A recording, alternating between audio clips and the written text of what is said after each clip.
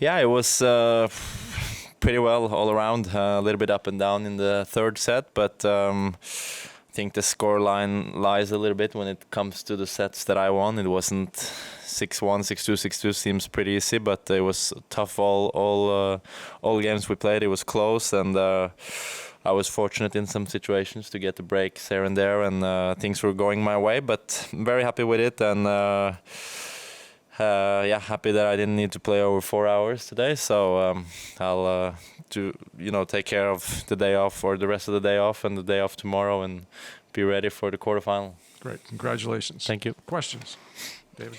Hi, Casper. David Kane, tennis.com. It seemed like it got a bit contentious at times. I was just wondering how you were able to compartmentalize and avoid the distractions. Yeah, it was a match with some show here and there, and it was pretty humid today. So honestly, it was a bit of a challenge sometimes to keep cool. And but in these conditions, I know that I need to focus a lot on myself and keeping my head cool, and I'm sweating a lot, so it takes a lot of energy for me to just always keep my hands and everything dry. So I didn't think too much about what happened around, and just tried to stay in the zone. And Corentin is a fun player to watch. He can come up with unbelievable trick shots, and even did some push-ups there at a time. So he's a fun player and a funny guy. So it was a fun match in the end. Okay, Reem.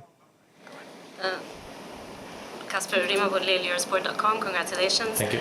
As you mentioned, he does have those trick shots, but you had 2 around the net post shots today, and he had 1. Can you talk a little bit, give us some commentary on those 2 points? Is there the thought process, everything? Yeah, I mean, I don't think I'm the guy to talk too much about trick shots because I don't have too many of them myself. I'm not the most flashy player, so it's fun when you can hit a shot around the net. It's something you don't do every day, so it's fun that they went on the line and inside. So that was fun, and I think honestly the return that I hit around the net was more impressive than the forehand around the net, even though the forehand was on a quite important point when I broke him the first time. So it was both. I enjoyed both of them, of course, but a return from behind in the court around the net is not easy. So might be the last one I ever hit around the net. So I'll enjoy it today. Mark. Mark Berman, New York Post. I guess you're the first Norwegian to go to the Open quarterfinals? Yeah, I think so too. Right. Where does tennis rank in Norway in terms of popularity?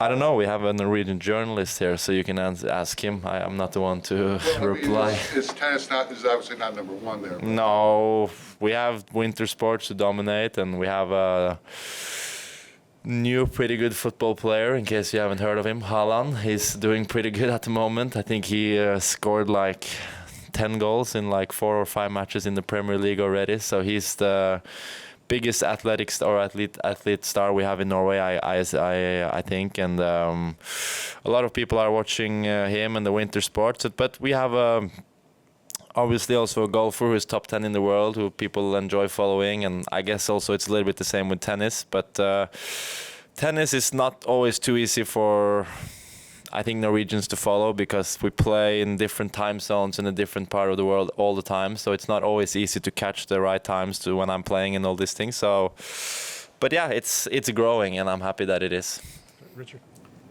Casper, can you talk about the challenges that Matteo will present? I think you played him a couple of years ago here in the quarters. Yeah, he's dangerous, obviously, on all surfaces, but I think this is probably one of his favorite tournaments. He's done very well many years in a row, and I remember when he sort of had his breakthrough and made semis here. I believe it was maybe 3 or 4 years ago, and I think that was his first semis of a slam. And he's a couple of years older than myself, so he's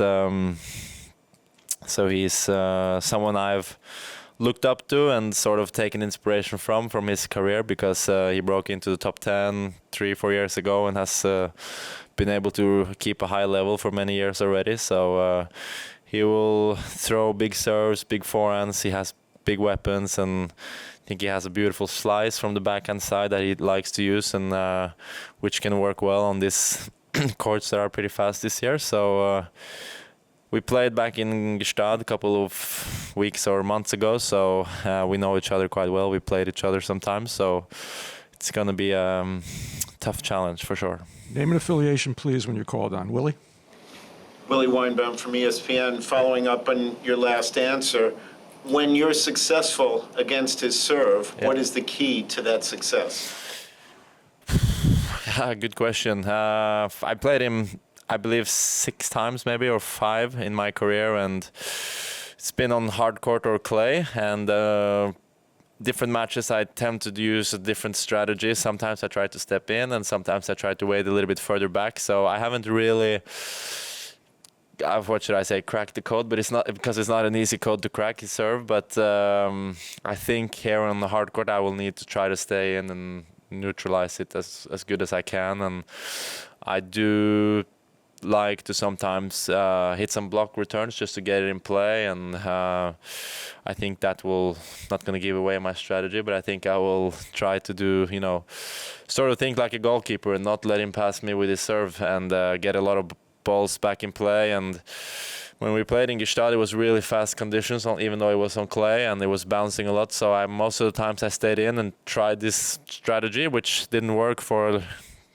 all the match, but in the end I was able to win some key moments on it. So let's see. But yeah, you need to obviously guess right sometimes, and sort of see if you can try to read where he's going. I have time for one more in English. Stuart? Stuart Miller from the New York Times. So not just for this next match, but in general, as you go into the second week of a tournament like this, you're playing more top-level players. Do you think more about, all right, I want to hit bigger, but to safer spots in the court, or, oh, now I've got to go for more and go for the baseline more, or the angles more, and be even more aggressive?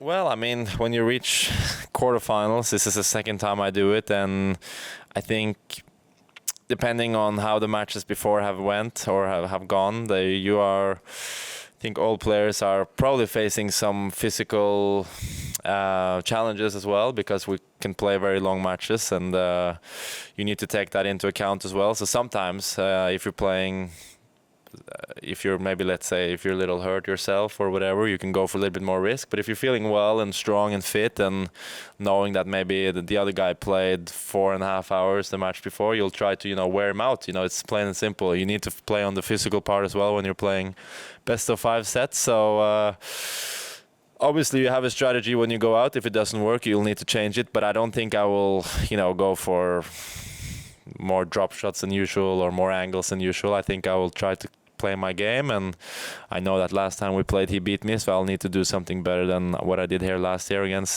time against him. So but I also know that I beat him the last time, even though it was clay. So I'll try to memorize what did well, or what I did well, or what I didn't do well in those past meetings that we played. Okay,